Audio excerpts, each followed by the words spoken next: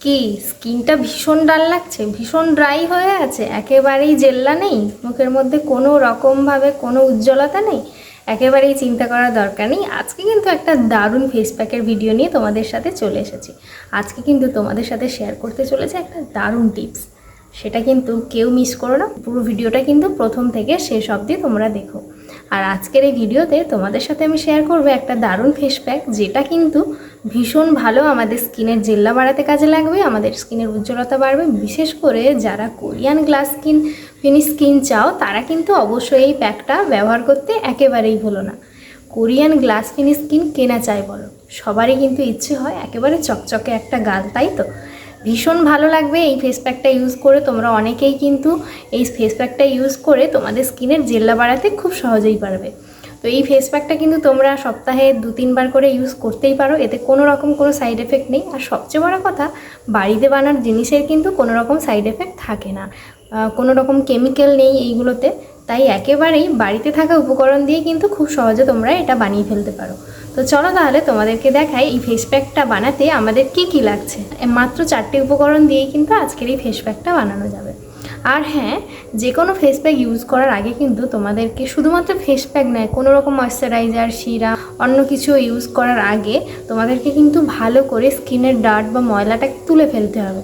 তার জন্য তোমরা ভালো করে আগে ফেসটাকে ক্লিন করে নেবে। যে কোনো ক্লেনজার, ফেস ওয়াশ বা টিস্যু দিয়ে তোমরা আগে ভালো করে কিন্তু স্কিনটাকে আগে ক্লিন করে নেবে। নইলে কিন্তু কোনো রকম কিছু ইউজ করলে তার কিন্তু ব্যাড রিয়াকশান অবশ্যই বেরোবে।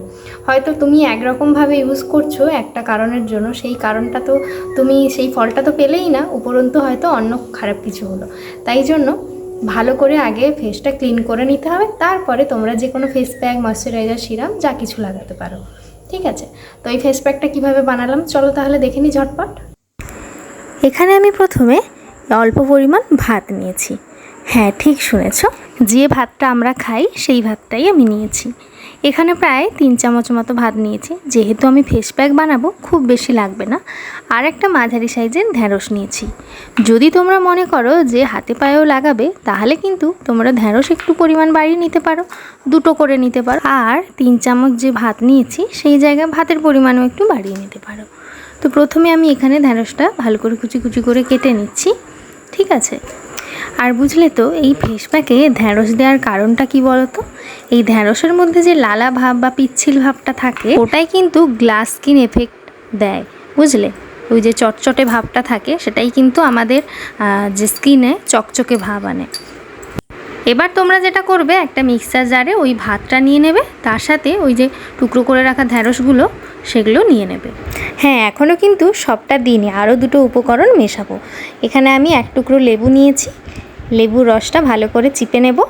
আর হ্যাঁ, লেবু কিন্তু আমাদের স্কিন ব্রাইটনিংয়ের জন্য ভীষণ ভালো কাজ করে, ট্যান দূর করে। কি বলো তো, স্কিন কেয়ার বলো বা হেলথ কেয়ার বলো বা হেয়ার কেয়ার, শরীরের জন্য কিন্তু এই লেবু কিন্তু ভীষণই উপকারী, সেটা তো তোমরা সবাই জানো। এখানে আমি কিছুটা লেবু নিয়েছি, কয়েক ফোঁটা নেব। আর তার সাথে সবশেষে দিচ্ছি এই অল্প একটু মধু।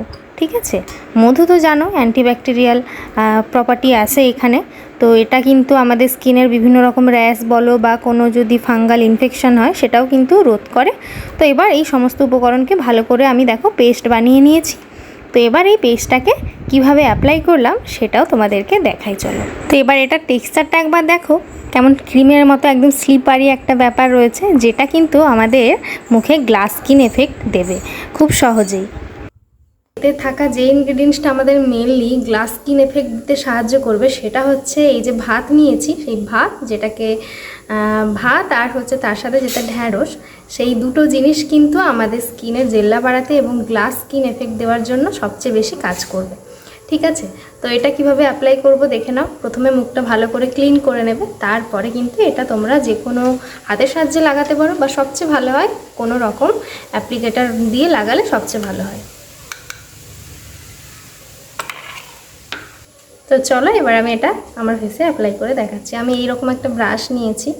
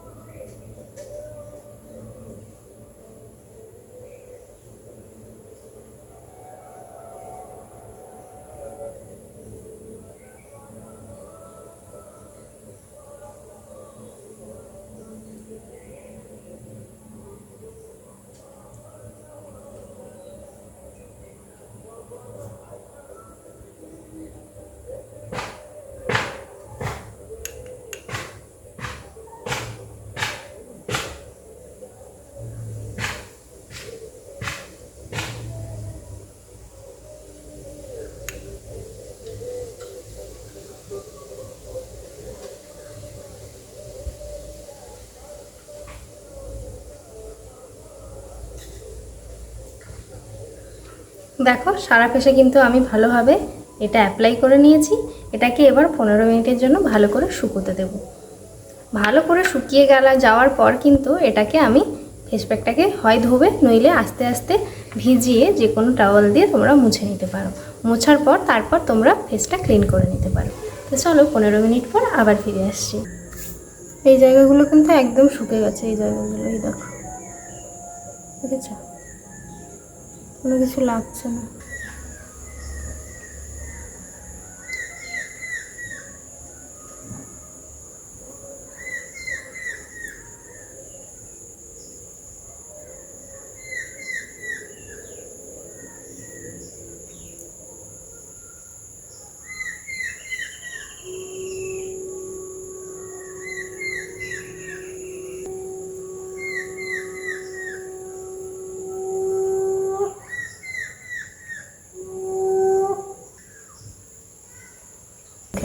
তোমরা কিন্তু এটা সপ্তাহে 2-3 বার ইউজ করতেই পারো অনায়াসে। আর ইউজ করে কিন্তু তোমরা দেখো, তোমরা প্রায় 2-3 সপ্তাহ ইউজ করো, তারপরেই তোমরা চেঞ্জেসটা নিজেদের ফেসে বুঝতে পারবে।